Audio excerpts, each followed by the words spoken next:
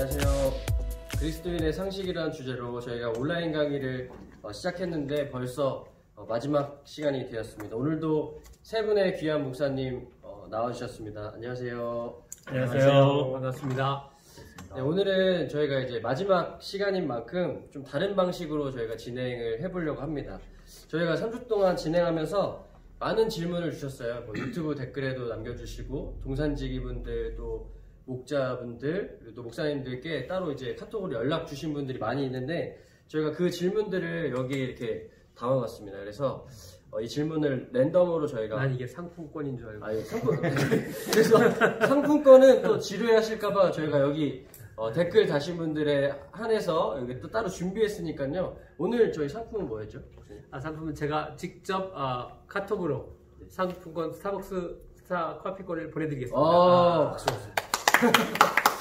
아마 박수 안 치는 분이 네, 지난번에 아마 최주 집사님이 걸려가지고 이 제도로 바꾸지 않았나 생각이 드는데 그러면은 저희가 이제 본격적으로 제가 한번 먼저 먹어보도록 하겠습니다. 네, 첫 번째 질문입니다.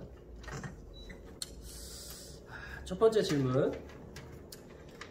카톨릭과 개신교의 차이점을 알려주세요 라고 이렇게 적어놨습니다. 특별히 카톨릭은 또 마리아를 섬긴다는데 이렇게 카톨릭과 개신교에 대해서 저희 목사님.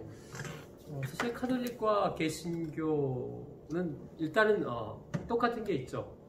예수를 믿고 하나님을 믿는다고 하는 것.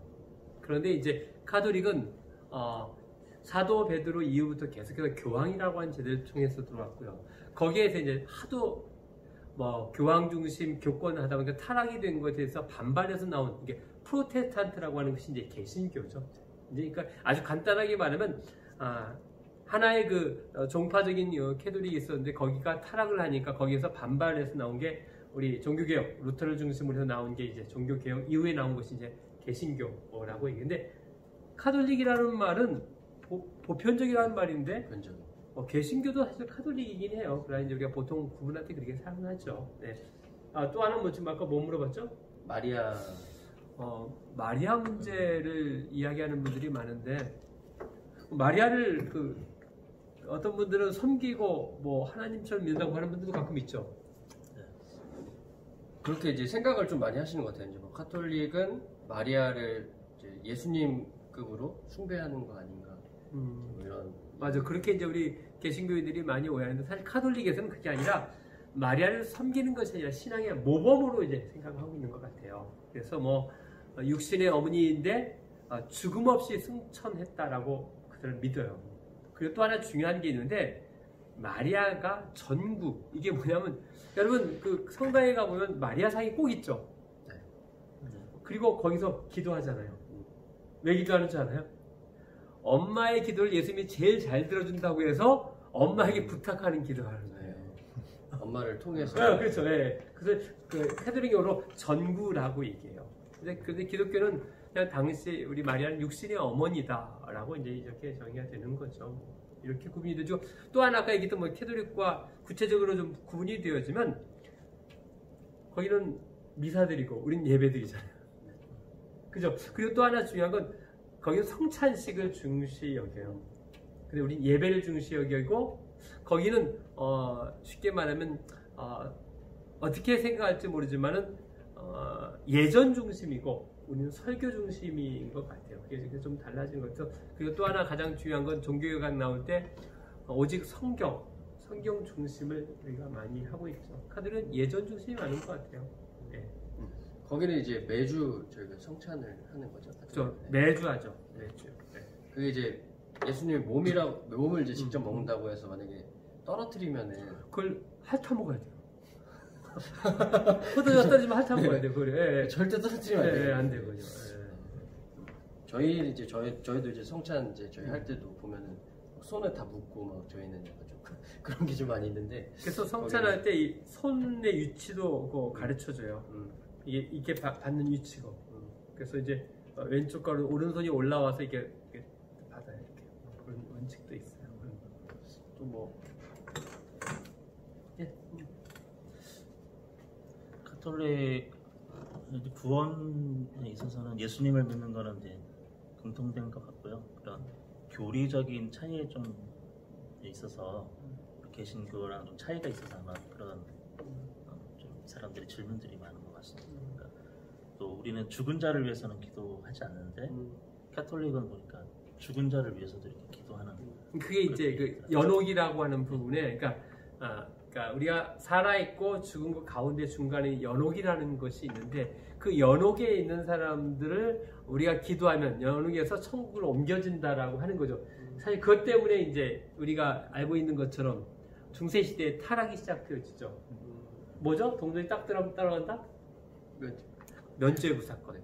그죠? 그게 바로 면죄부에 대해서 이제 그것서 타락으로 이루어지는 거죠. 네, 그렇게 되는 거죠. 네. 그러면 저희가 질문이 너무 많기 때문에 하나 제가 딱 뽑아보도록 하겠습니다. 이거는 또 굉장히 또 긴 내용을 제가 뽑았네요. 유대교와 이슬람교 또한 기독교의 차이점을 알고 싶어요. 어려운 거.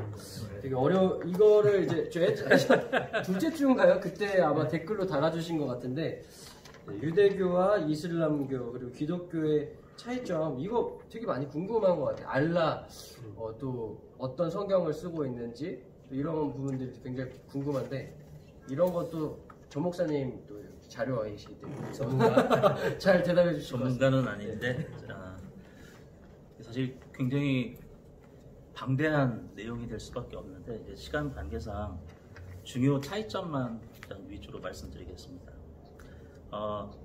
유대교나 기독교나 이슬람이 이제 보면 공통점들이 있어요. 첫째는 이제 유일신을 믿는, 하나님을 믿는 거에서는 공통점이 있습니다. 네, 다만 이제 아브라함부터 시작해서 믿었던 그 하나님이 유대교에서는 야훼, 우리는 여호와 이렇게 불리고요. 또 우리 개신교는 당연히 이제 하나님, 그리고 이슬람에서는 알라라고 하는 표현으로 지금 쓰고 있습니다. 그리고 우리가 믿는 지금 구약 성경을 마찬가지로 유대교나 또는 우리 개신교 마찬가지고요. 또 이슬람 쪽에서도 이 구약 성경을 보고 있습니다. 다만 이제 그 구약 성경에서 유대교는 우리가 말하는 탈무드와 구약 성경을 중시하고요. 저희는 구약과 신약, 또 이슬람에서는 이 구약 중에서도 토라, 모세가 쓴 부분과 또 예수의 복음도 봅니다. 근데 이거 조금 더 설명하는데, 그리고 시편, 근데 제일 중요한 건 코란입니다. 근데 꾸란이라고 합니다. 코란은 이제 영식이고요. 그 아람어 표현으로는 꾸란인데, 이 코란을 굉장히 중요시합니다. 그리고 부활 사상도 있고 최후의 심판 사상도 이 세 종파가 다 똑같이 있습니다. 근데 유대교나 이제 이슬람교는 그 예수님을 이제 유대교는 예수님을 인정하지 않고 기다렸던 메시아가 아니라고 생각하고, 이슬람교도 마찬가지로 그냥 예언자 중에 하나라고 생각을 하는데, 네. 근데 부활을 믿는다는 게 이게 말이 되나요? 저희는 예수 그리스도 믿기 때문에 예수 그리스도의 부활을 믿으면서 우리가 예수 그리스도 말미암아 죽고 부활한다, 이 사상을 믿는 건데, 거기는 예수님을 인정하지 않는데, 거기는 우리와 같은 예수님을 통하여서 재림 후에 이제 부활하는 그런 사상은 아니고요. 유대교도 마찬가지로 여호와의 날 때는 그런 다시 메시아가 와서 그런 최후의 심판이 있고 부활이 있다고 생각하는 것처럼, 이 아람에 있는 이쪽에서도 이런 비슷한 사상이 있습니다. 그리고 거기도 마찬가지로 연옥 사상이 있고요. 그래서 왜 이슬람 사람들이 테러하고 그것을 자신들은 굉장히 순교하는 걸로 여기잖아요. 그런 순교한 사람들은 바로 낙원에 간다라고 생각하고, 그렇지 못한 사람들은 아직 연옥에 머무른다, 그런 생각으로 생각합니다. 그래서 그 이슬람의 그 창시자가 마호메트죠. 마호메트. 예. 그 마호메트라고 하고, 또 그쪽 아람 쪽에서는 무함마드라고 합니다. 무함마드 같은 이름입니다. 아람어로는 무함마드, 영어식으로는 마호메트. 그 무함마드 알리는 내가 볼 때 그럼 이슬람 그렇죠. 사람일 가능성이 높겠네요, 그렇죠? 그래서 제일 늦게 시작된 데가 사실은 이슬람이죠. 610년도에 이 무함마드, 마호메트가 가브리엘 천사를 통해서 계시를 받아서 이제 창시한 종교니까요. 그래서 이슬람하고 무슬림 이런 말을 이제 혼용해서 쓰는데, 의외로 또 이게 좀 구별을 잘 못하시는 분들이 있어요. 그러니까 이슬람은 우리 기독교처럼 종교를 나타내는 말이고, 그리고 무슬림은 그 종교를 믿는 사람들을 무슬림이라고 합니다. 우리로 치면 우리 크리스천하고 무슬림, 그리스도인, 또 기독교와 이슬람 이렇게 구분하시면 됩니다. 근데 약간 이제 혼용되다 보면 무슬림, 이슬람 이렇게 쓰는데요. 차이점은 이제 뭐 많은 차이있지만 일단 예수님에 대해서 차이가 많습니다. 아까 말씀드린 것처럼 유대교는 당연히 예수님을 메시아로 인정하지 않았기 때문에 또 십자가에 죽였고 아직도 메시아는 안 왔다 그래서 기다리고 있고요. 개신교는 당연히 예수님을 메시아로 믿고 또 구원자 그리고 우리가 예수님을 통해서 구원받는다라고 믿고요. 근데 이슬람 쪽에서는 예수를 믿습니다. 근데 우리가 생각하는 하나님의 아들로서의 예수가 아니라 그냥 선지자 예수로서 생각하고 있습니다. 그렇지만 무함마드보다는 더 아래다라고 생각을 하고 있습니다. 그래서 예수님은 십자가에서 죽지 않았다라고 이슬람은 얘기합니다. 그런 일 죽지도 않았고 또 그러니까 십자가를 지지도 않았고 죽지도 않았다라고 얘기를 합니다. 그래서 어떻게 보면 약간 아담 정도랑 비슷한 그렇게 생각을 하고 있고요. 근데 이제 후기로 가면은 이제 나중에 예수님이 그 아까 말한 심판의 날 그 이슬람에도 있다고 했잖아요. 마지막 역사의 종말에 가면 예수가 다마스커스 대사원 동쪽에서 문을 통해 재림한다라고 믿어요. 근데 우리처럼 예수님을 통해서 이제 구원의 심판을 이루는 것이 아니라 단지 무슬림들과 함께 모스크에서 예배를 드리려고 예수님이 부활을 해서 그때 모든 교회를 부수고 기독교인을 다 죽이고 그리고 한 40일 후에는 예수가 다시 죽는다. 그래서 아까 마호메트의 그 무덤 옆에 묻힐 것이다. 이렇게 얘기합니다. 그러니까 예수님의 목적이 기독교에서는 우리의 구원과 심판을 위한 재림이라고 한다면 이슬람 쪽에서 믿는 예수의 재림의 목적은 이슬람이 이렇게 진실하다. 이슬람이 승리할 것이다라는 것을 보여주기 위해서 다시 예수가 올 것이다 라고 하는 것으로 그렇게 이해를 하고 있습니다. 이런 그 재림 사상은 참 모든 종교에 다 가지고 있는 것 같아요. 불교에서도 우리가 보통 하는 미륵 사상이라는 게 있어요. 미륵 사상. 그러니까 앞으로 올 미륵. 그래서 뭐 이단들도 마찬가지예요. 앞으로 올 뭐 미륵. 그래서 나무아미타불도 그 속에 다 포함되어 있는 거. 관세음보살도 다 마찬가지인데, 그러니까 그런 것 자체가 다 미륵 사상에 앞으로 오면 심판이 올 것이다.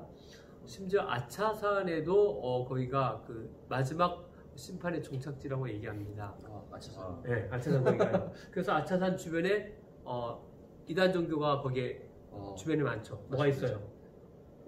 아니 이거 있잖아요. 동그란 이거 이거 몰라? 동그랗게 이렇게 생긴 거? 그 모든 건물마다 이렇게 하얗게 이렇게 쭉 생긴 거 있잖아요. 잘 모르겠습니다. 정답을 아시고 우리가 저기서 나온 그 뭐죠 그 증산교에서 나온 하나 이단이 있어요. 증산교에서 나온 거.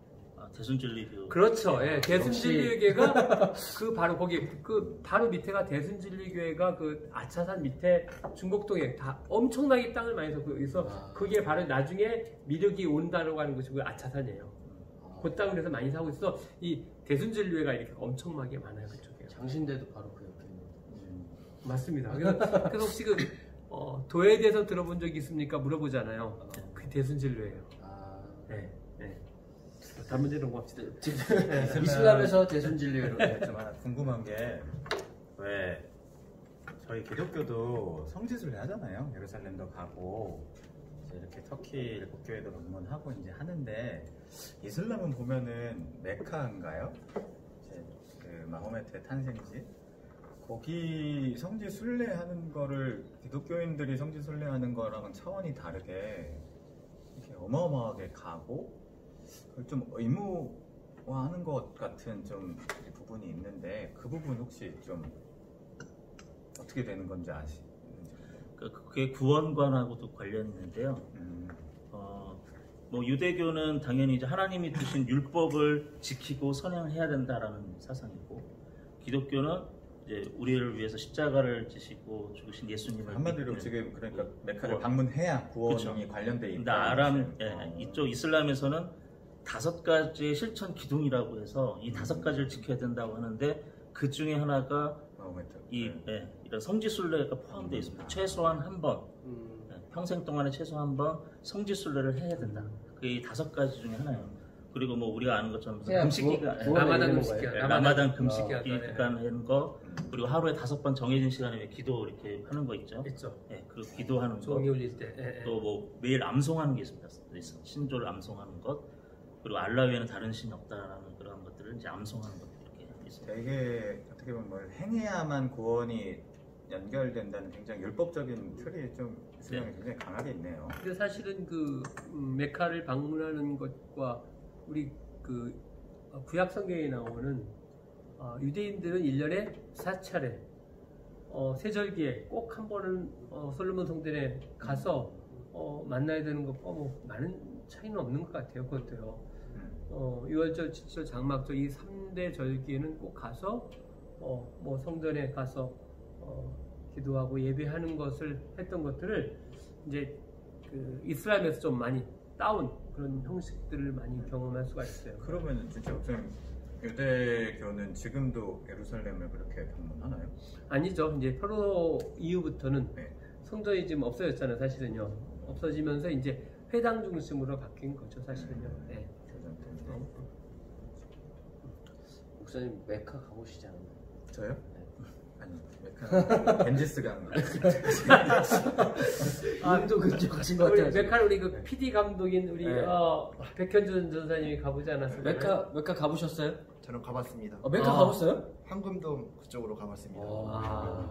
지금 우리 이 부럽- 촬영을 부럽습니다. 지금 우리 PD로 우리 백현준 전사님이 잠깐 백현준 선생님 좀 자리를 바꿔. 우리 백전사님이 사실은 이스라엘에서 1년간 우리 그 선교 사역으로 1년간 그 이스라엘에서 갔다 와서 많이 다녀왔던 것 같아요. 우리보다 이스라엘 더 잘 알 것 같습니다. 네.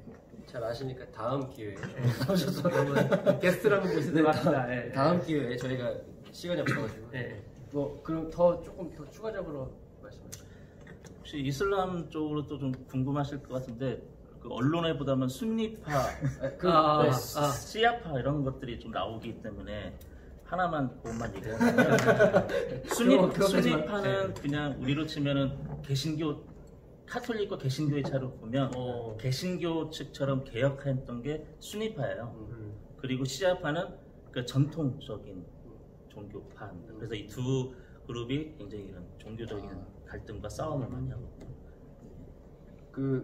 딱 그것만 여쭤볼게요. 알라는 그러면 기독교로 치면은 신명이 알라인 거죠? 저희? 그렇죠. 하나님을 알라로 하나님을 알라로 신의 이름 알라. 네. 그러니까 하나님이 뭐냐 그러면 알라라고 얘기를 해서 저도 이제 텔레비전에서 얘기를 하는 걸 봤는데 다 같은 하나님이다. 우리는 하나님을 알라라고 한다 그러는데 그 사람들은 기독교의 하나님을 그러면 뭐라고 부를까 궁금하고 그것도 알라라고 본인들은 그냥 생각을 할지. 그러니까 저희가 생각할 때 신을 알라라고 하는데 그렇죠. 그러면 그분들은 우리를 보면서 우리가 이슬람의 신을 하나님이라고 안 하고 알라라고 그들이 사용하는 명칭으로 사용하듯이 그들은 다른 종교의 하나님을 뭐라고 사용할까? 그러니까 사실은 구약에서의 알라 이름이 등장하죠. 바알. 이게 바라는 게 접두어거든요. 그러니까 이게 그러니까 하나님이라는 게 거기 나오고 그 사람들이 말하는 기독교의 하나님은 야훼죠. 여호와죠. 그러니까 이게 구분이 되는 거죠. 그러니까 일반 보통 명사로 하나님이라고 할 때는 그냥 뭐 우리가 알고 있는 것처럼 거의 다 그렇죠. 같은 말입니다. 알. 거기서 그렇게 발생이 됐겠네요. 그렇게 해서 나온 거고, 그다음에 이제 거기서 이제 우리는 난 스스로 있는 자다라고 할 때 그 하나님 이름이 여호와 또는 야훼라고 이야기되는 거죠. 그럼 이슬람은 여기까지죠. 네. 여기까지가 딱 좋은 것 같습니다. 자, 모르면 우리 전 목사님에게 카톡 부탁합니다. 모르면은 카톡을 보내주시면 좋겠습니다. 그 좀 약간 지루한 감이 있을 수도 있으니까 이거 한번 목사님 추첨을 한번 그래요? 해주시죠. 알겠습니다.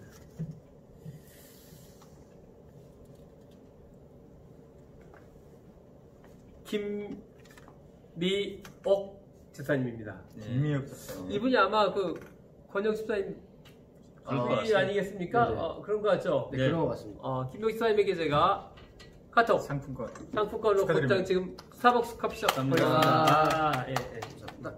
다음에 또 이제 상품도 이제 하나 뽑아 제가 한번 보겠습니다. 기독교는 또 천주교랑 관련된 질문인데요. 기독교는 천주교처럼 묵주 같은 매개체는 없나요? 저희가 이제 이 묵주 있잖아요. 묵주 같은 그런 기도할 때 그런 매개체가 없는지, 있으면 기도할 때 집중도 잘 되고 그런다던데 기독교에는 그런 게 없는지. 근데 이제 사실은 묵주가 뭔지를 잘 모르는 분도 많을 거예요. 묵주가. 그래서 가끔씩은 그 사람들을 만날 때 이게 손에다가 약간 뭐 염주 같은 거 같아갖고 저분이 불교 신자인가 생각하는데 보면 카톨릭 때가 좀 있어요. 그래서 염주하고 묵주는 사실 이제 뭐 똑같 비슷해 보입니다. 사실은요. 근데 이제 우리가 보통 이제 묵주는 여러 가지 학설이 있어요. 어떻게 만들어졌나 했는데 이집트의 사막에 있는 수사들이 이제 나름대로 이제 기도문 할 때 시편 150편을 외울 때마다 하나씩 돌린 거예요. 이게 했던 거죠. 그러니까 근데 글을 모르던 시대가 많았으니까 이제 그 후에 사람들이 주기도문을 하나씩 외울 때마다 이렇게 하나 150번을 불렀대. 150번이요.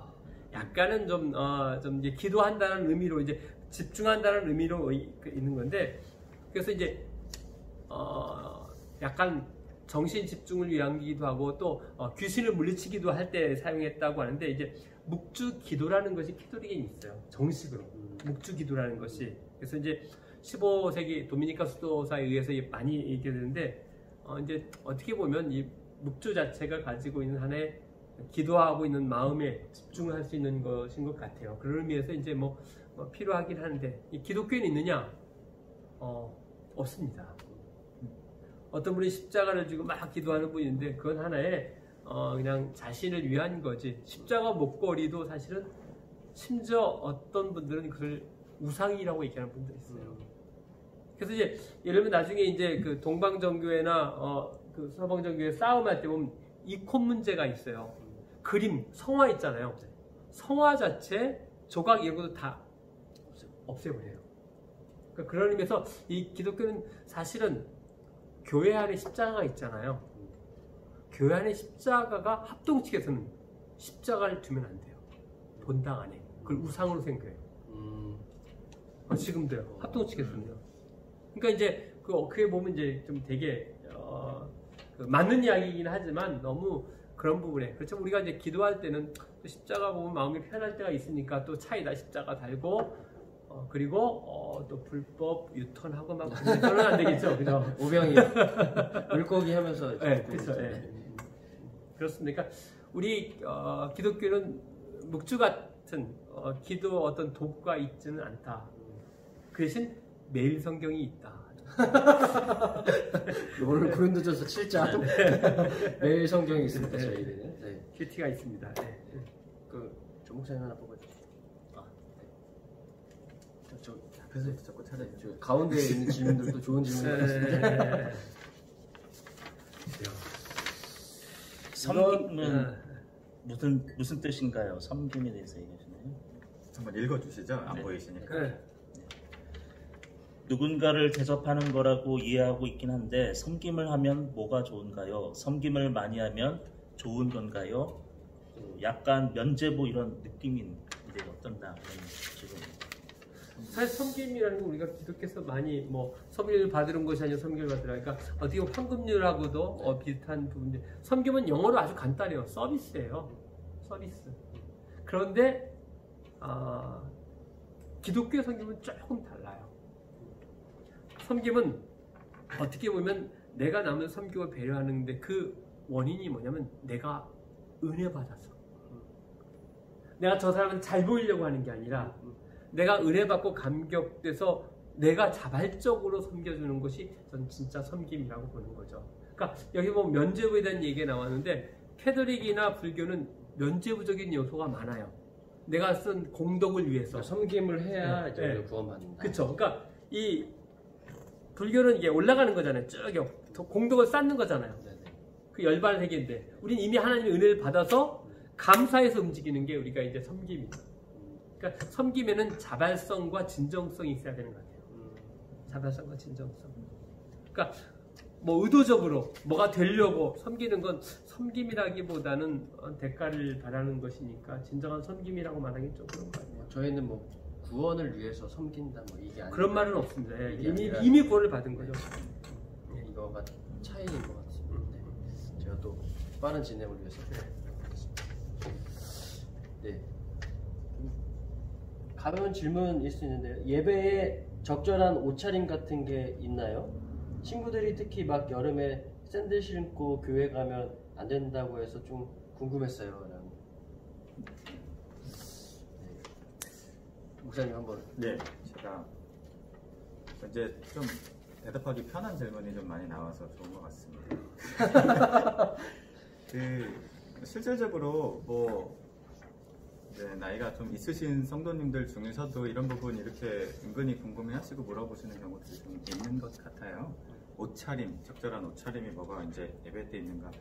이 질문은 역으로 이제 교회에 오실 때, 특별히 이제 예배 드릴 때 이제 복장에 대해서 이제 물으시는 것 같은데요. 역으로 하나님이 누구신가, 예배가 무엇인가라는 질문을 스스로 하면은 답이 좀 잘 나오지 않을까라는 좀 생각이 듭니다. 그러니까 예배는 하나님을 대하는 자리잖아요. 이제 내가 평소에 하나님이 누구이신지 이제 인식을 하고 예배가 무엇인지 이제 보통 예를 갖춰야 되는 대상이시고 예를 갖춰야 되는 자리죠. 우리가 일상에서도 이제 그런 자리들 우리가 이제 뭐 식상한 뭐 예화 있지 않습니까? 대통령 만나러 갈 때 대통령 만날 일 거의 없지만 이제 그런 갖춰야 되는 자리들에 혹은 우리 이제 연애할 때 정말 좋아하는 사람 만나러 갈 때 자다가 일어나서 그냥 가지 않잖아요. 슬리퍼 신고 안 가잖아요. 이제 딱 그 틀을 생각하시면 되지 않을까 싶어요. 그러니까 옷을 갖춰 입는다는 것은 그 옷 자체가 중요하기보다 옷을 갖추는 것들 속에서 내 마음의 정갈함이 그 복장에 담기는 의미가 있죠. 그렇죠. 정갈한 의미로 하나님 앞에 나아오시는 게 중요한 거죠. 근데 반대로 율법적으로 그래서 슬리퍼 신고 오고 뭐 반바지 입고 오고 이건 안 된다. 이건 굉장히 더 조심해야 될 문제라고 생각을 합니다. 왜냐하면 그래서 교회를 떠나시는 분들이 많이 있어요. 아니 또 하나 재밌는 건 슬리퍼 자체가 정장이라고 느끼는 사람도 있어요.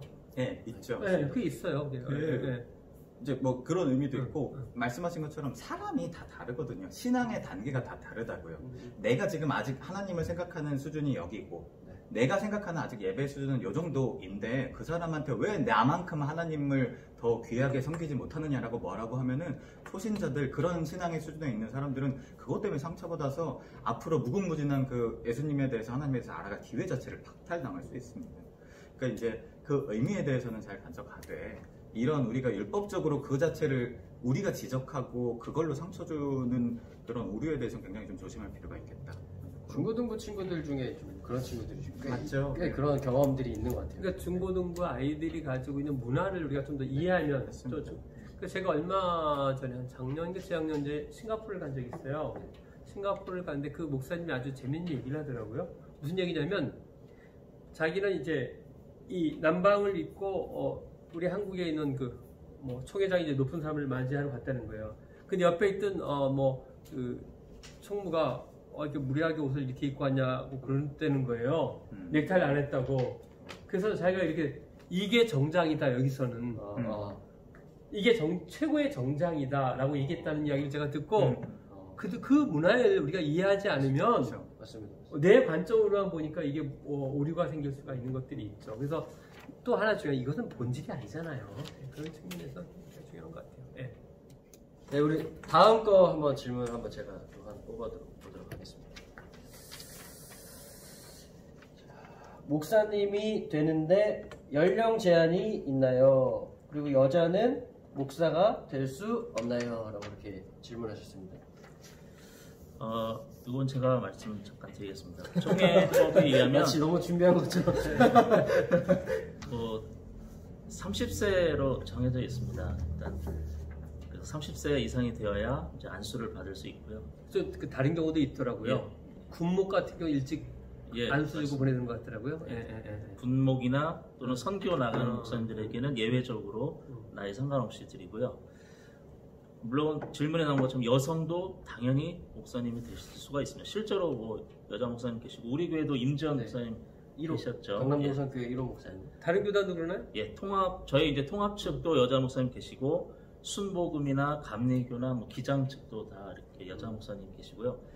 다만 아직까지 여성 목사를 인정하지 않는 교단은 우리 예장 합동 측 그리고 고신 합동 측이 아직은 여성 안수를 반대하고 있습니다. 그 근거가 아마 고린도전서 14장 34절 말씀을 이제 주로 이렇게 내세우는데 잠잠하라. 네, 거기 보면 여자는 교회에서 잠잠하라. 그들에게 말하는 것을 허락함이 없나니 율법에 이른 것 같이 오직 복종할 것이요. 그럼 합동 측교는 여자들이 말을 안 하나요? 그건 또 아닌데. 그래서 좀 아쉬운 부분이 있습니다. 네. 근데 아마 이제 역사적으로 보면 34년도에 김춘배 목사님이라는 분이 역사는 아니 요거 한마디만 해요. 짧습니다. 안 짧아요. 들어봅시다. 예. 김춘배 목사님. 왜냐하면 이건 긍정적인 얘기예요. 예. 그분이 이 말씀 구절은 2000년 전 지방교회 그 당시 교훈과 풍습일 뿐이다. 그래서 그때 만약에 잘 됐으면 합동이든 다 이렇게 이제 여성 목사가 됐을 텐데 그 얘기했다가 쫓겨날 뻔했습니다. 그래서 공식 사과를 하고 그냥 그때 일단락이 되면서 아니 안 된 거죠. 죄송합니다. 제가 정선 열심히 준비하고 있는데 김춘배 큰 노를 목사님. 먹을 뻔했어요. 제가 역사에 한번 들어본 적도 없는데 제가 아까 목사님 이야기 들으면서 질문 하나 생겼었는데 뭐냐면은 30세부터 안수를 주잖아요. 네. 근데 30세로 연령을 만든 이유가 있을 거라고요. 그 이유는 혹시? 글쎄요. 일단은 뭐 이제 제가 이제 네. 아는 바가 네. 그런 거거든요. 뭐냐면은 그 신동이 나올 수 없는 두 부류의 직업군이 있는데 그게 하나는 문학가들, 또 하나는 목회자군. 신동이 있을 수 없다고 합니다. 왜냐면은 뭐 수학이나 미술이나 이런 기술적인 부분이나 다른 영역은 타고나서 나이에 상관없이 어렸을 때부터 빛을 발해서 하는 게 가능하대요. 근데 이제 목회랑 문학은 사람을 대하는 거잖아요. 사람의 깊이를 알면 알수록 문학의 그 내용을 녹여낼 수 있고, 목회 또한 사람을 대하고 사람을 깊이 이해해야만 성도들을 그 깊이에 맞춰서 돌볼 수 있고 그런 메시지를 같이 나눌 수 있기 때문에 신동이 나올 수 없는 거죠. 신동이 나왔어요 여기 서울에. 그래서 이제 정확하게 이제 연령은 뭐 이제 나름의 이유가 있겠지만 너무 어린 나이부터, 그러니까 대학교를 졸업하자마자 아무리 빨리 공부를 마쳐도 일찍 안수를 주지 않는 이유는 거기서 좀 유래되지 않았나 추측입니다. 물어보셨을 때 레위인들 뭐 이런 30세부터 50세 이런 거 생각했는데 그런 의미가. 자, 질문 하나 또 뽑아보겠습니다. 이 질문 첫 주부터 계속 질문이 있었던 것 같아요. 여행하다 보니 동방정교회가 있는 나라를 보게 되는데 동방정교회는 카톨릭과 어떻게 다른가요? 그 다른 거 먼저 말씀을 드리면요, 카톨릭 신부님들은 결혼 안 하시죠? 동방정교회 신부님들이라고 해야 되나? 주교분들 결혼이 가능하십니다. 대주교 한 분만 빼고는 결혼을 하시고. 대주교님은 안 돼. 대주교는 안 된대요. 그래요? 네, 뭘 더 많이 살펴야 되시니까 먼저 집중해서 이제 그게 좀 차이가 있고요. 좀 핵심적인 차이점이 하나가 있다면, 카톨릭은 사실은 로마의 교황 분님을 이제 정점으로 해가지고 모든 전 세계에 퍼져 있는 모든 카톨릭이 하나의 교회, 하나의 시스템, 중앙집권적인 틀을 가지고 있잖아요. 근데 동방정교회는 조금 달라요.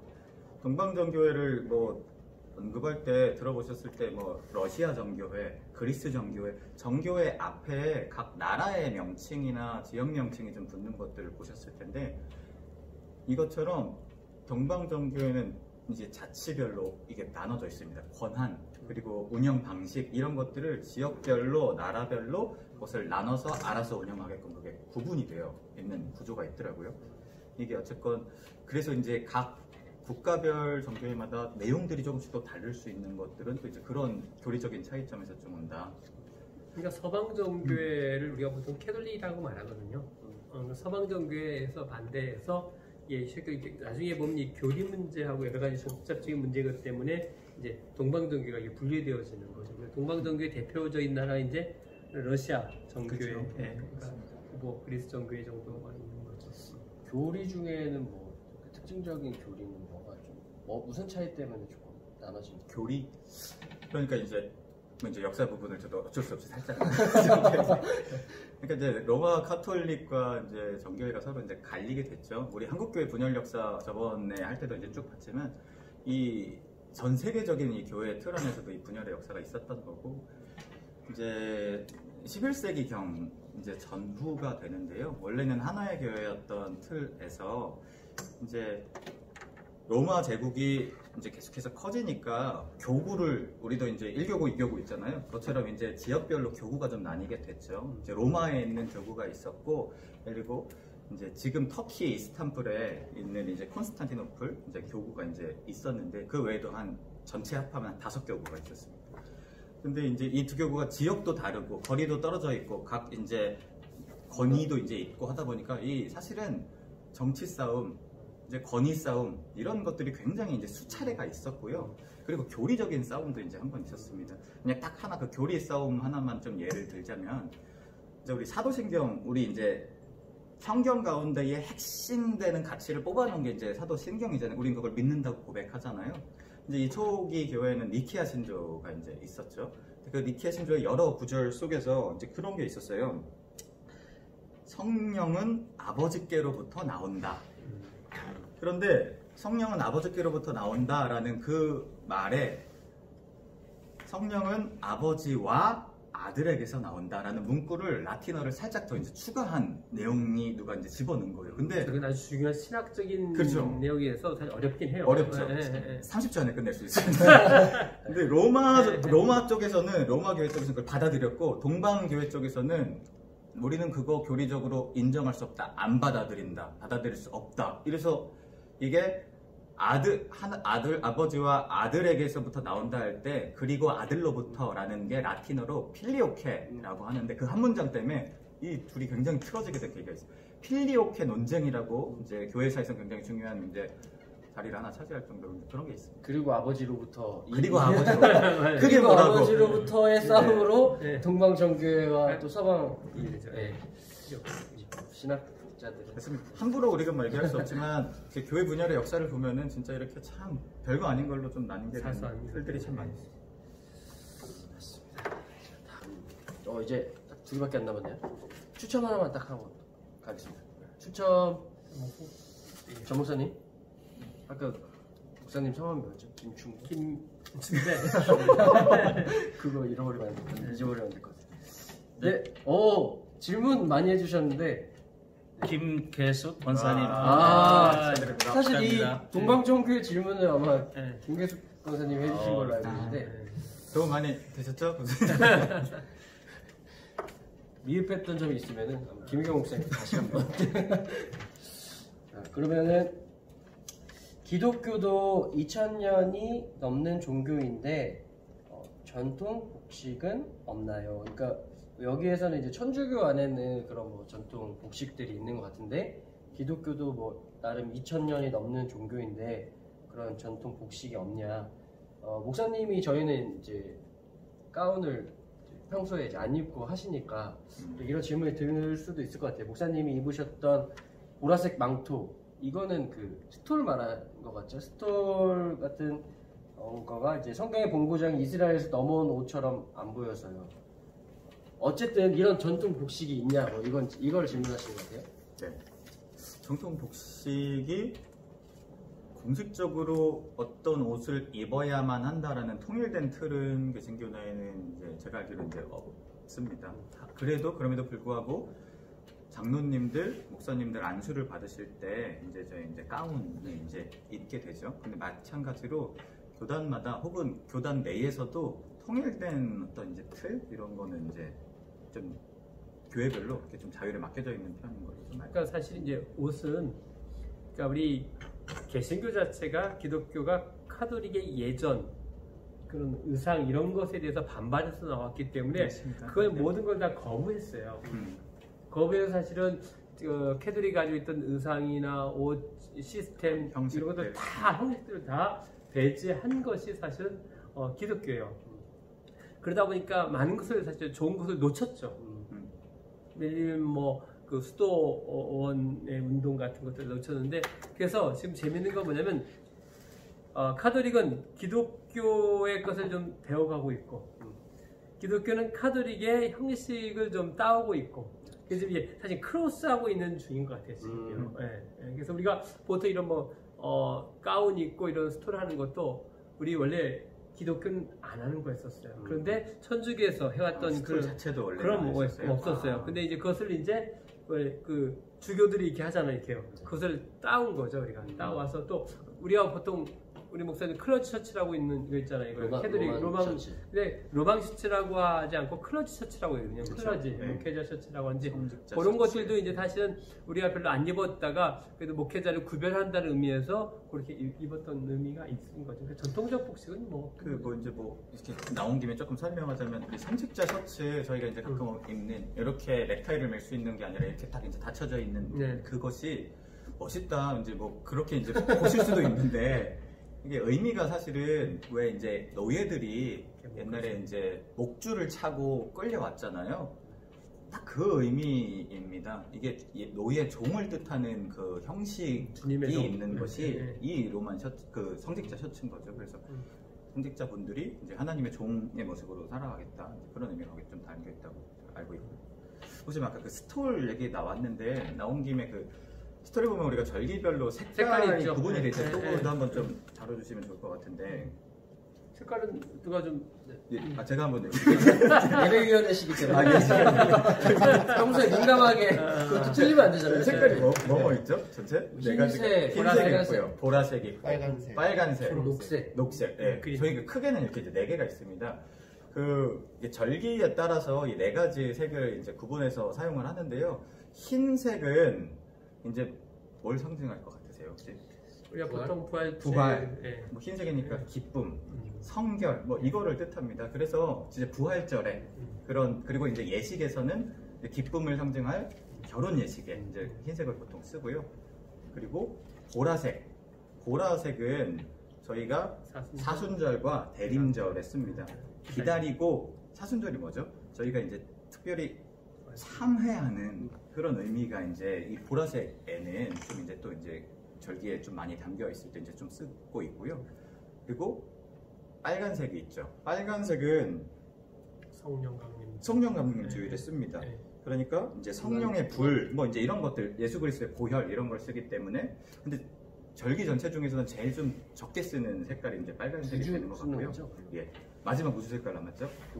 녹색이 제일 많이 씁니다. 이 외의 절기 다 제외하고는 쓰는데요.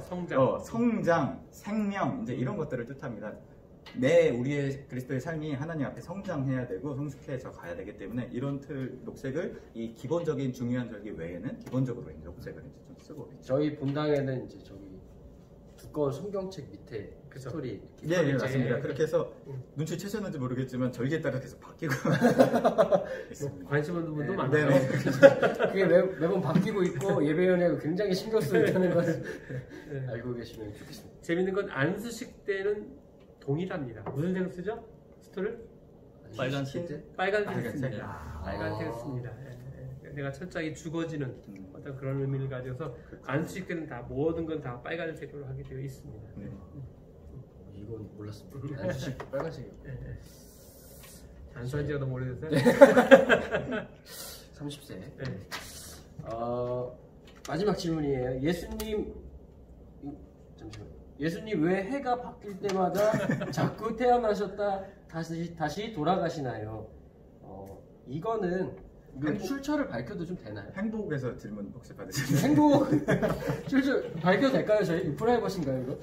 이거는 이제 저희가 이제 좀 약간 초신자분인데 이게 무슨 말이냐면 질문이 마태복음에서 이제 예수님 분명히 28장에 부활하시고 이제 끝났는데 그러니까 마태복음에서 태어났단 말이죠. 네. 태어나서 천사에서 죽었단 말이죠. 근데 그다음 또 다시 태어나서 또 죽고 또 마가복음에서 갑자기 세례 받으시고 죽으시고 또 누가복음에서 또 갑자기 태어나시고 막 사가랴가 나오고 막 이런 거에 대해서 왜 자꾸 태어나냐, 다시 태어났다가 돌아가셨냐, 뭐 이 질문. 궁금하실 수 네, 있을 이 것 질문. 같아요. 저도 이 질문을 읽고 굉장히 계속 생각해봤어요. 이게 무슨 질문일까? 이 질문하신 분이 개인적으로 제가 조금 알고 있는데 올해 세례 받으신 분. 아, 올해 네. 몇 명을 압축 때문에 누가 세례는 아니겠죠? 초신자셔서 충분히 궁금하실 수 있는 내용 생각했습니다. 그러니까 사실 저도 예전에 그러니까 고등학교 졸업하고 오래 다녔을 때도 이제 성경을 이제 거의 안 읽었죠. 처음 한번 읽어보는데 계속 그 얘기가 나오는 거예요. 반복되는 거예요. 그런데 구약이도 비슷해요. 구약이 쭉 나오는데 갑자기 또 역대 상황에는 또 앞에 있던 내용이 또 나오는 거. 이게 뭐야 이게? 갑자기 다윗이 나오고. 네. 그러니까 우리가 성경을 이게 다 역대 순으로 우리가 보통 그렇게 이해하고 있기 때문에 그래요. 그런 분들 좀 성경 좀 공부 좀 하면 좋을 것 같아요. 어려운 책이잖아요. 어려워요. 솔직히 어려워요. 이제 순서도 그렇게 뒤죽박죽이고 누가 설명해주지 않으면 그렇게 복음서가 연속해서 4번 진행된다는 걸 누가 또 알겠습니까? 그러니까 일반 신도 입장에서는 이런 성경의 구조 이런 것들에 대해서 많이 궁금해하실 것 같아요. 설명을 좀 잘 해드릴 수 있는 틀이 또 있으면 굉장히 좋을 것 같다는 생각합니다. 뭐 이런 거는 저희가 이제 모세성서 담당이신 김혜영 목사님 있으신데 그런 궁금하신 거 있으면은 다음으로 넘어가시죠. 김혜영 목사님 투표타 한번 더 합시다. 아니, 직접, 이제 마지막으로 마지막이니까 저희 김혜영 목사님 모세성서 저요? 담당하신 네. 짠. 저희 한광진 아 선생님께서 축하드립니다. 평소에 모세성서 잘 잘 참고하셨던 한광진 네, 그러면 이제 저희가 이제 주어진 질문은 저희가 다 마쳤는데 마지막으로 저희가 코로나 이제 진짜 새로운 변수가 시작된 것 같아요. 코로나 이후에 이후에 어떻게 될지 잘 모르겠지만 한국 교회의 지형이 좀 어떻게 달라질까 이런 이야기를 좀 목사님들께 좀 듣고 싶습니다. 사실은 이제 코로나19 이후에 어떻게 될지는 정말 아무도 예측할 수가 없습니다. 왜냐하면 아직도 안 끝나고 있고 아직도 진행 중이거든요. 그래서 어떤 걸 준비한다라는 것이 의미가 없을 수도 있다. 그런 생각을 좀 많이 가져요.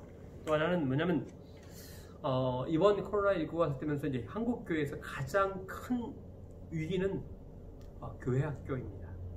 그러니까 이번 세대라고 하는 우리 아이들. 왜냐하면 우리 때는 우리 기성세대는 학교 안 간다는 걸 상상을 못했어요. 매일 마저도 학교 갔거든요. 근데 요즘 애들 학교 안 가는 게 빵 가면 좋지 뭐 이런 식이거든요. 똑같아요. 교회도 예전에는 우리는 교회는 주일날은 꼭 안식일 아니면 또 주일 성수한다고 생각했는데 이제 아이들은 뭐 교회 뭐 안 가도 괜찮고 뭐 놀러 가면 되지 뭐 이런 개념이 있어서 이분을 어떻게 할 것인지 해서 이들의 신앙생활이 앞으로 정말로 걱정이 되는 것이기도 하고요. 그래서 결국은 뭐냐면 가정이 답이다. 가정이 답이다라는 생각이 좀 가져요. 그러니까 부모가 답인 것 같아요. 부모가 어떻게 신앙생활을 하느냐에 따라서 자녀들이 그거 보고 따라하는 것 같아요. 그러니까 결국 이제 강요하는 게 아니라 부모가 살아온 삶을 자녀들은 자신도 모르게 따라오거든요. 그래서 이제 앞으로 이제 이런 삶 속에서 부모와 자녀의 관계 속에서 가정 예배를 활성화하고 또 가정 예배를 통해서 아니면 또 신앙 교육을 통해서 가정이 해줘야지 교회가 해줄 수 있는 그러니까 언컨택트가 할 수가 없거든요. 이게 사실 지금 상황에서는요 그런 것 같아요. 그래서 이제 교회가 이제 앞으로 대형 교회는 익명성이 강조된 교회잖아요. 이제 대형 교회가 점점 위축될 수밖에 없어요. 왜? 익명성을 이제는 수용할 수가 어렵거든요. 그러니까 이제 서로 간에 투명성을 강조하는 관계, 소그룹이 확산될 것이다라는 생각이 들고 교회가 이제 소그룹을 살리는 교회가 되는 것 중요한 것 같고요. 자 마지막으로는 혼자 살아가는 방법을 배워야 될 것 같아요. 혼자 신앙생활하는 것. 그래서 이제 우리가 매일 성경 큐티도 혼자 하는 것들을 배워야 되고요. 그리고 또 혼자 노는 훈련도 준비해야 된다는 생각을 가져요. 그래서 수도사적인 교육, 경건 훈련도 하고 또 혼자 사는 훈련도 하고 혼자 성경도 보고 혼자 기도하는 것들도 우리가 좀 더 많이 해야 되지 않겠나 이런 생각이 들어요. 어쨌든 마음이 아픕니다. 이게 언제 코로나19가 끝나서 그러니까 옛날로 돌아가기는 어렵다라고 다 얘기했잖아요. 이런 문제에서 또 그러니까 우리 지금 전혀 생뚱맞게 이 제사장이 와서 이런 것도 하지 않습니까? 예. 저는 그런 의미가 있습니다. 우리 목사님하고 의견도 한번 얘기 들어보시죠. 예. 저도 정답은 없고 목사님 말씀하신 것처럼 예측할 수가 없을 것 같고요. 다만 이제 어찌됐건 어떤 모양으로든 기존의 교회의 틀과 이제 모이는 형식이 변화를 가져야 할 거라고 저는 생각하고요. 또 이럴 때일수록 우리 이제 성도들이 이제 어떤 신앙심들이나 이런 모임에 대한 소중함들을 이제 뭐 반대로 말하면 그러기 때문에 더 모이고 싶어하는 분도 계시지만 또 반대로 이런 모임에나 예배를 함께 드리는 것에 대해서 많이 약화되는 부분들도 있는데 그런 것들을 이제 좀 기성의 교회들과 또 저희들이 어떻게 그분들에게 이제 그런 마음들을 좀 잘 심어줄 수 있는가 저희들이 과제이기도 하고 또 앞으로 한국교회가 풀어야 할 어떤 숙제이기도 합니다. 그래서 지금으로서는 뭐 예측하기는 힘들지만 또 하나님이 어떤 방법으로든 또 더 좋은 방향으로 이끌어 가실 것을 그냥 기대하고 또 기도할 뿐입니다. 네. 저도 사실 지금 목사님 얘기하신 거 되게 좀 많이 공감하면서 그러니까 지형은 분명히 바뀔 수밖에 없을 겁니다. 근데 이제 그 흐름과 별도로 오히려 그렇기에 우리가 모이면서 놓쳤던 것들이 진짜 많아서 거기에 대한 성찰이 당연히 같이 가야 되겠지만 그렇다고 모이는 것이 의미 없다가 성경에서 말하고 있는 바가 아니거든요. 모이기를 힘쓰라 기본적인 교회론에 대해서 다시 좀 이제 가르치고 또 강조하고 좀 그래야 되는 또 부분이 또 있겠다. 좀 저는 반대로 그런 생각도 좀 이제 들더라고요. 이 코로나 시기를 지나면서 개인적으로 이제 교구를 담당하면서 되게 느꼈던 게 이런 못 모이는 이 시기가 특별히 어르신들에게 굉장히 치명적이시더라고요. 그러니까 지금 저희 교구 내에만 해도 중환자실에 지금 계신 분이 5분이나 계시거든요. 그러니까 함께 만나지 못하고 소통하지 못하는 그 틀이 이제 이런 취약계층, 심리적인 취약계층에게는 더 직접적인 타격이 좀 있다는 걸 되게 많이 좀 느끼게 된 것 같아요. 돌아가신 분도 굉장히 많이 계시고요. 그래서 좀 이런 돌봄, 이런 또 접근이 굉장히 좀 많이 중요하겠다는 생각을 좀 했고, 이제 뭐 지형 예측은 저도 아닌데 한 가지 제 이제 뭐 신앙 고백적 차원에서 그냥 한 가지 저도 이제 코로나 상황 지나면서 생각한 것은 이제 한참 사순절 지나고 있을 때 이제 예배로도 못 모이고 새벽 기도회도 못 하는 그때 이제 제가 이렇게 본당에 혼자 이렇게 앉아서 이제 기도하면서 이렇게 있는데 이제 그런 마음을 이렇게 계속해서 주시는 것 같았는데요. 뭐냐면은 이사야 1장에 너희들 가증한 예배를 나 더 이상 받기 싫다. 이상하게 그 메시지가 자꾸 머릿속에 맴돌더라고요. 그러니까 여태까지 우리가 전쟁 속에서도 모이는 걸 멈춘 적이 없고 공권력으로도 헌법에서 집회의 권한이 보장되어 있기 때문에 함부로도 공권력으로도 할 수 없었던 틀이 이 코로나 전국을 맞이해서 못 모이는 상황이 만들어져 버렸잖아요. 그러니까 여태까지 우리 한국교회의 그 걸음들이 참 반성해야 될 부분들이 이런저런 사회 속의 부작용으로 많이 나타나고 있지 않습니까? 근데 반성 없이 그런 분들이 그냥 주일이 되면 교회 왔다 가고 하나님 보시기에는 그런 모습도 굉장히 가증했을지 않을까. 그리고 그분들이 아니라 그런 모습들이 우리 교회 안에도 있고 다른 분을 지적하는 게 아니라 제 안에도 그런 모습 참 많이 있지 않고 하나님이 참 받기 힘들어 하시지 않았을까 그런 생각들이 좀 많이 들더라고요. 그래서 이 기간을 통해서 이제 열심히 모이고 열심히 예배하는 것 중요한데 그보다 중요한 것은 내가 하나님을 찾을 때 예배로 나올 때 어떤 모습으로 나아갔고 어떤 변화된 모습으로 돌아가는 그런 본질적인 부분을 여태까지 해왔는가 이런 부분에 대해서 잘 성찰할 수 있는 계기로 좀 삼으면은 이 코로나 전국을 통해서 하나님이 우리에게 좀 주시는 그런 메시지, 중요한 메시지가 있을 수도 있겠다. 개인적으로는 좀 그런 생각을 좀 많이 했었습니다. 너무 긴 강연. 아 죄송합니다. 개인적인 고백까지. 네.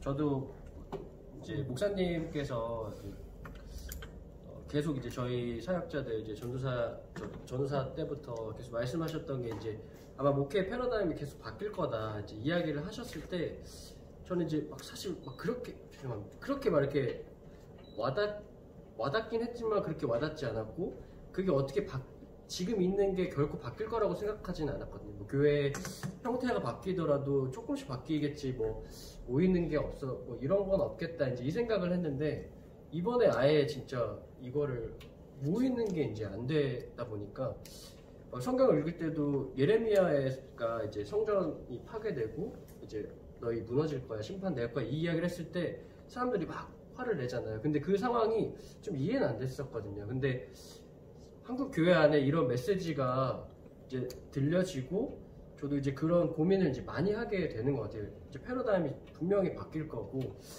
이 부분을 저도 이제 어떻게 할까. 근데 이런 일이 또 있다 보니까 저도 좀 상상이 이제 더 되는 것 같아요. 이제 어떻게 해야 될까.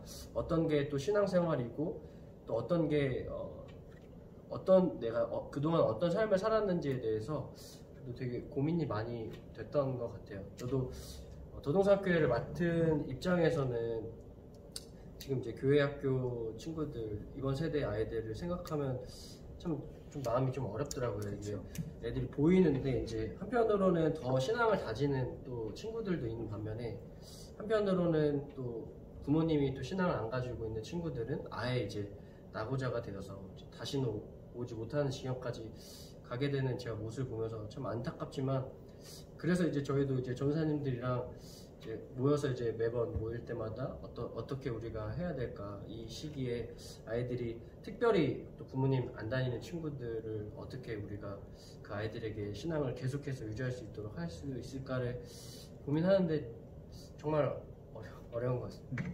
목사님도 말씀하셨지만 사실은 더동산교회가 사실은 제일 네. 치명적으로 많이 걱정이 되더라고요.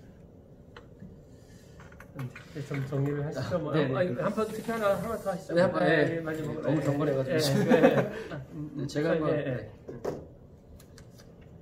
자, 레몬트리님. 레몬트리님은 개인적으로 그 댓글을 매번 막 댓글 왕이시죠? 댓글왕이 제가 댓글왕. 이거 마지막에 앉아서 큰일 날 뻔했네요. 제가 진짜 너무 뽑고 싶었는데 이거 제가 뭐 이게 장치 없습니다 여기. 없는데 너무 레몬트리님. 네. 평소에 댓글을 너무 잘 달아주셔서 누구신지 한번 알려주세요. 너무나 감사합니다. 누구세요? 알려드릴까요? 뭐 제가 알기로는 김순호 집사님이 그래요? 레몬트리. 감사합니다. 제가 알기로는 다른 분인 걸로 알고. 그래요? 그래? 그리고 그냥 레몬트리님 알아야 보내는데 다른 분이 그분을 보내야 되죠. 접니다 댓글 달아주세요. 접니다 먼저 다시는 분이 맞습니다. 네. 이제 정리를 좀 하도록 합시다. 우리가 4주간 우리 목사님들과 함께 그리스도인의 상식에 대한 부분들을 했어요. 사실 어설프고 여러 가지 환경도 그리고 시설도 좋지 않은 상황에서 우리 목사님들이 애를 써줬습니다. 그래서 여러분들 생각할 때 흡족하지 않고 또 부족한 거 미흡한 거 많았지만 그래도 많은 분들이 들어줬고 또 함께 해줘서 다음 우리가 한 번 더 이제 또 이런 기회가 또 있을 것인데 그때는 좀 더 세련되고 성숙하게 준비해서 여러분들에게 보여주었으면 좋겠다 싶은 마음이 있습니다. 특별히 수고해주신 우리 김 목사님, 전 목사님, 박 목사님 정말로 고맙습니다. 그래서 우리 강남동산교회 첫 유튜브 방송이었는데 그래도 그나마 잘 되었다고 생각을 하면서 여러분 많은 분이 시청해 주셔서 정말로 고맙습니다. 이제 마무리 좀 하시고 멘트하고 끝냅시다. 마무리 멘트 마지막 시간에도 저희 김희경 목사님의 유행어 하나 남은 것 같습니다. 붉은 대시다? 붉은 대시다 말고 아닌가요? 네, 현금. 나 붉은 좋은데. 현금으로 됩니다. 성령의 불로 금요일 보내라. 현금 되세요. 다 같이 마지막으로 하나 둘 셋 하면 인사하겠습니다. 하나 둘 셋. 현금 되세요.